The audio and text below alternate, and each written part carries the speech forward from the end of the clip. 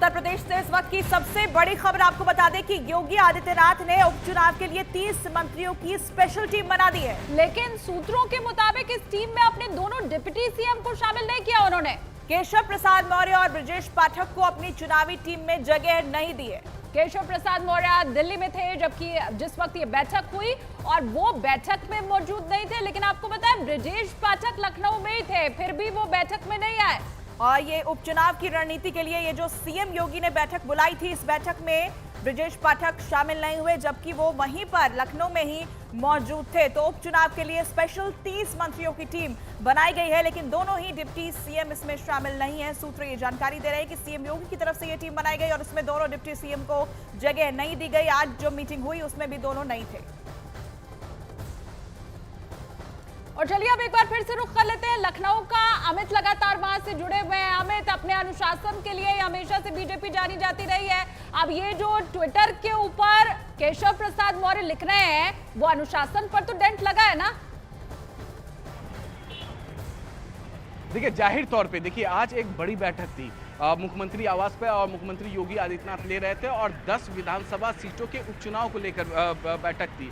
BJP के लिए हमेशा से ये कहा जाता है कि उनका संगठन, उनका कार्यकर्ता, उनका बूथ लेवल पर कार्यकर्ता, उनका पन्ना बूथ के जो अधिकारी हैं वो काफ़ी ज़्यादा पावरफुल होते हैं। लेकिन जब आज बैठक हुई है 30 मंत्रियों को यहाँ पर बुलाया गया, लेकिन दोनों डिप्टी सीएम यहाँ से नदारद थे। केशव प्रसाद मौर्य तो वो दिल्ली में है, लेकिन ब्रजेश पाठक का ये कहा जा रहा है कि वो लखनऊ में ही मौजूद है।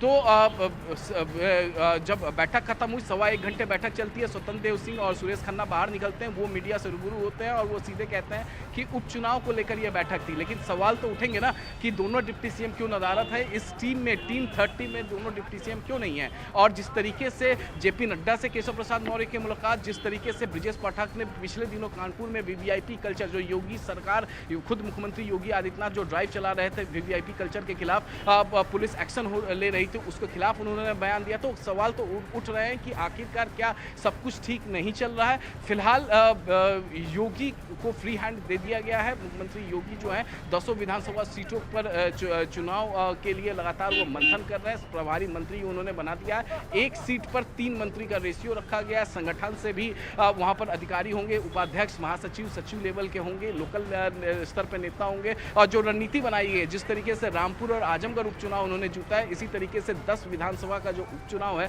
उसे भी जीतना है। ये रणनीति मुख्यमंत्री योगी आदित्यनाथ ने बुलाई है। लेकिन सवाल लगातार उठ रहे हैं, दोनों डिप्टी सीएम के नदारद होने के लगातार सवाल उठ रहे हैं। केशव प्रसाद मौर्य के ट्वीट को लेकर सरकार से बड़ा संगठन होता है, इस पर लेकर सवाल उठ रहे हैं। तो सवाल लगातार उठ रहे हैं कि बने रहिएगा और इसी ट्वीट की जरा बात कर लेते हैं। दर्शकों को बता देते हैं, उत्तर प्रदेश के डिप्टी सीएम केशव प्रसाद मौर्य ने सोशल मीडिया साइट एक्स पर पोस्ट किया है। अपने पोस्ट में उन्होंने मंत्रियों के साथ योगी आदित्यनाथ की उपचुनाव पर होने वाली बैठक के पहले यह पोस्ट किया है और एक बार फिर से उन्होंने दोहराया है कि संगठन सरकार से बड़ा है, कार्यकर्ताओं का दर्द मेरा दर्द है। संगठन से बड़ा कोई नहीं है, कार्यकर्ता ही मेरा गौरव है। ये केशव प्रसाद मौर्य का जो ट्वीट है उसके बारे में आपको हम बता रहे हैं।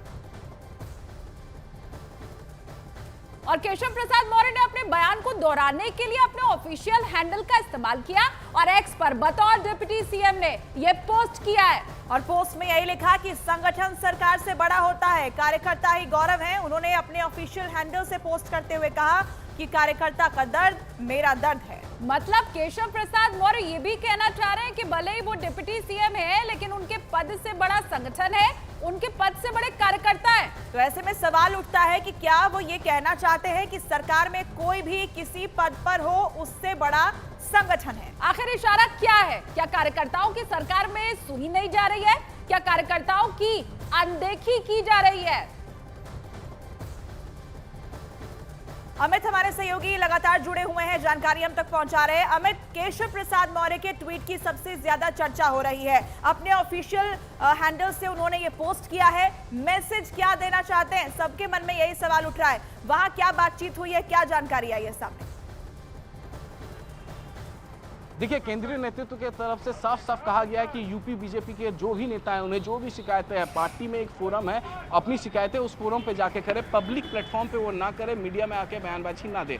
कल जेपी नड्डा के साथ केशव प्रसाद मौर्य की मुलाकात हुई और ये मुलाकात तकरीबन 1 घंटे तक चली। उसके बाद फिर आज सुबह में ही केशव प्रसाद मौर्य ने अपने बातों को एक बार फिर से अपने ट्विटर हैंडल पर उन्होंने दोहरा दिया है कि सरकार से बड़ा संगठन होता है। और दूसरी तरफ 5KD यानी जो मुख्यमंत्री का जो आवास है, वहाँ पर मुख्यमंत्री जो है 30 अपने प्रभावी मंत्रियों के साथ बैठक कर रहे हैं और इस बैठक में डिप्टी सीएम नहीं है। 30 मंत्रियों की टीम बनाई गई है लेकिन डिप्टी सीएम नहीं है। दोनों डिप्टी सीएम नदारत है। केशव प्रसाद मौर्य अभी दिल्ली में ही है, ऐसी सूचना आ रही है। तो वहीं दूसरी तरफ ब्रजेश पाठक भी इस बैठक में नहीं है। ब्रजेश पाठक लखनऊ में ही अपने आवास में। तो सवाल उठने लाजमी है और सवाल लगातार उठ रहे हैं। कार्यकर्ता लगातार कंप्लेन कर रहे थे। अब केशव प्रसाद मौर्य का कहना है कि लोकल स्तर पर उनकी नहीं सुनी जाती, अधिकारी उनकी नहीं सुनते हैं, लोकल नेता की अधिकारी नहीं सुनते हैं, अपनी मनमानी करते हैं और जब कार्यकर्ताओं की नहीं सुनी जाएगी तो कार्यकर्ता जिस तरीके से उदासीन हो जाएगा, अपने घरों में बैठ जाएगा और फिर जिस तरीके से एक तरफा जीत हुई थी उत्तर प्रदेश में 2014 में, 2019 में, 2017 में,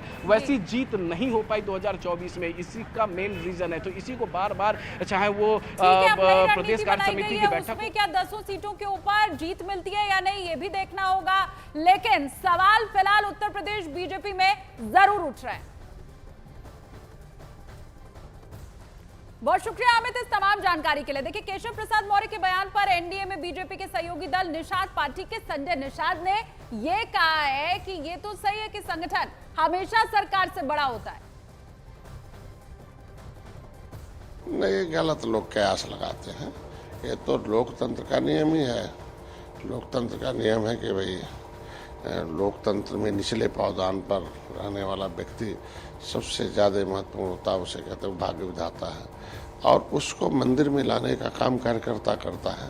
आज जब वो कार्यकर्ता मंदिर में ला देता है लोकतंत्र के पार्टी में, तो पार्टी सत्ता में आती है, सत्ता सरकार बनाते हैं। तो कार्यकर्ता बड़ा होता है हमेशा सरकार से। ये हमेशा लोकतंत्र का ही परिभाषा रहा है। अगर बड़ा नहीं होता तो कार्यकर्ता ही तो पार्टी है। कार्यकर्ता कहीं अलग थोड़ी है, पार्टी ही कार्यकर्ता है, सरकार ही कार्यकर्ता है। सरकार, कार्यकर्ता, पार्टी सब एक दूसरे के पूरक हैं, उसको अलग अलग नहीं देखा जाना चाहिए।